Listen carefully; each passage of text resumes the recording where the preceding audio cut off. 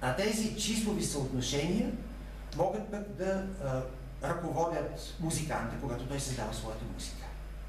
Затова има много теории.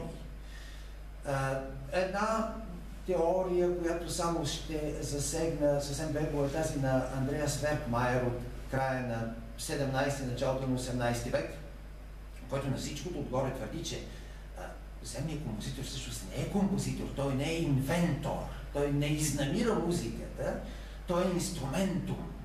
Значи той е инструмент, а истинският автор, истинският инвентор на музиката е Бог.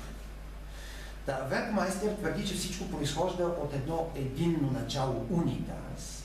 И това нещо ние го откриваме и в сферата на звуците, от един основен тон, който, ако се вземе именно за такава изходна точка и от него вече се изведе една цяла поредица от следващи тонове в съответни съотношения един спрямо друг, се получават първо прости интервали, такива, които са близки до този изначален тон, който символизира всъщност божественото, от което всичко изхожда.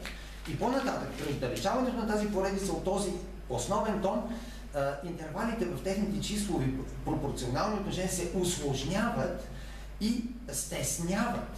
И затова, казва Веркмайстер, когато композиторът иска да внуши радост, уравновесеност на духа, позитивни изживявания, които са, разбира се, са религиозно базирани, тогава композиторът се служи с първия тип интервали, тези, които са по-близки до унитас, до изходния тон. И обратно, когато иска да внуши объркване на духа и в последна сметка отдалеченост от Бога, тогава той се служи с тези много отдалечени и сложни и дисонантни интервали.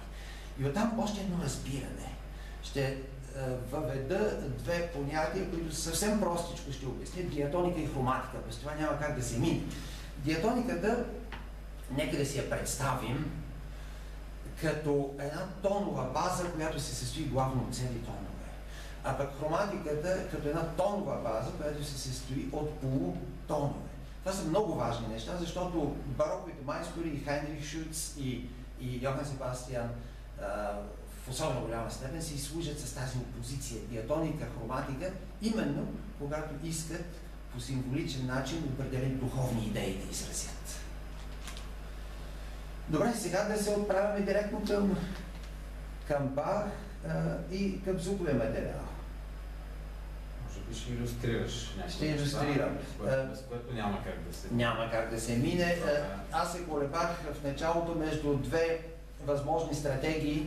Едната да говоря за музикално-изразни средства и случващото се на равнището на мелодика, ритъма на хармонията и прочее, да го илюстрирам с примери от отделни произведения. Но прецених, че това е по-скоро за специализирана публика. Наистина за публика, която се състои изцяло от музиканти. Подходящо. За публика, която не е музикална публика, поне професионална музикална публика, мисля, че втората стратегия ще е по-удачната да вземем едно произведение, което е достатъчно представително и да нагликнем в него, да проследим някои от частите му и да видим с какви религиозно-музикални символи се служи Йохан Себастиан Бах. И аз за тази цел се спрях се върху Амадеус Пасион. Аз мога ли само да вметна един пункт съвсем така набързо? Това, което ти каза, това е изключително интересно, нали, че всъщност композитора не е композитор, не е автор в този смисъл. Който ти спомена, този автор, не запомних името му. Веркмайстер. Да. И това също нещо седи и за опусите, самото писане на произведения, нали, писателството като цяло. Така, за креативната дейност. За идеята за скриптора. Ага. Да. Но нека да чуем по-добре примера. Така, примера е произведението Амадеус Пасион, което трае 3 часа. Не се притеснявайте, няма да го слушате цялото, случаем само някакви сватки в него. Много от нещата, които сами по себе си са интересни и заслужават да се чуят, ние няма да ги чуем, но все пак ще чуем достатъчно, струва ми се, за да може да подкрепим идеята, че Бах си служи с символиката в една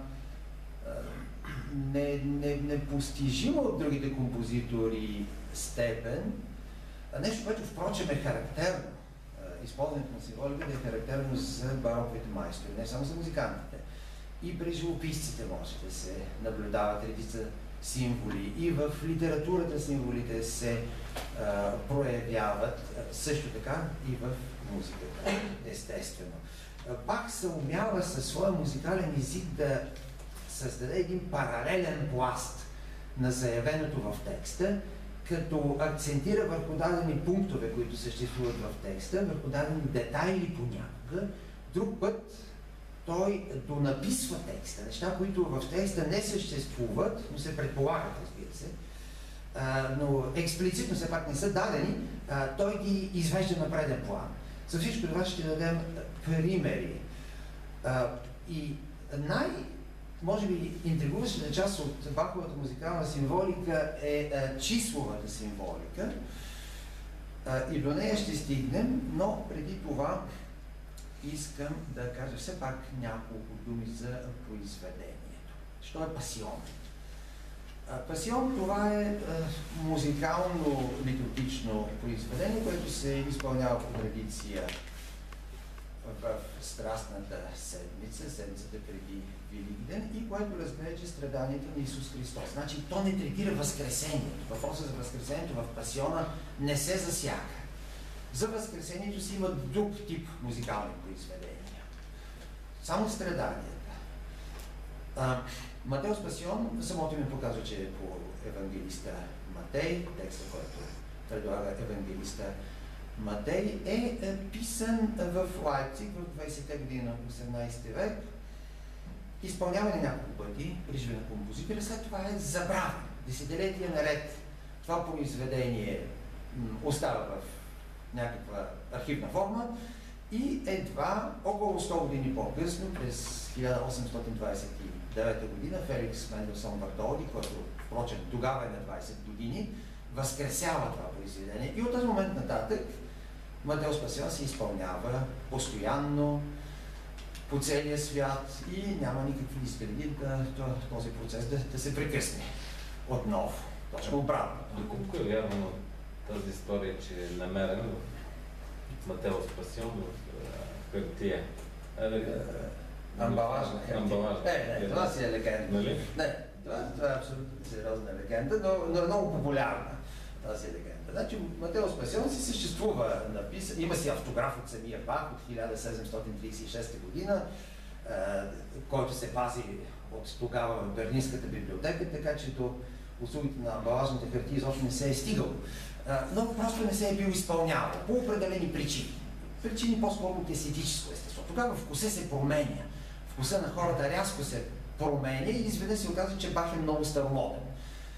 Около 100 години по-късно, даже по-малко от 100 години, се оказва, че той никак не е старомоден, че той си всъщност актуален и с това изпълнение на Матеос Пасион от страна на Менделсон и неговите приятели започва Баховия ренесанс. Матеос Пасион се открива с един монументален хор, който не е писан по текста на Матей. Значи тук е място да кажем, че в текстово отношение няколко пласта съжителстват. Библейският текст от една страна, доклада на Матей, който е основният, но успоредно с него и свободен текст. Свободен текст, който е създаден от един либретист и текст на хорали. Това са църковни песнопения, които много добре са били познати на църковната общност. Значи, 3 текстови пласта. Либретиста е този, който създава и включително и текста на встъпителния хор, текст изпъстрен с алюзии към песен на песните, към псалмите, но от гледна точка на музикалната символика, какво може да ни заинтригува в този встъпителен хор? Първо, той пулсира в един много специфичен такт, или правилното е да се каже размер. 12/8. Това е единственият размер, в който тройката и четворката като числа си подават ръка. Тоест ние имаме 4 групи от по 3 осми, от по 3 нотички. Какво това ще кажете? За символното мислене на бароковия човек това има много голямо значение. Тройката по принцип символизира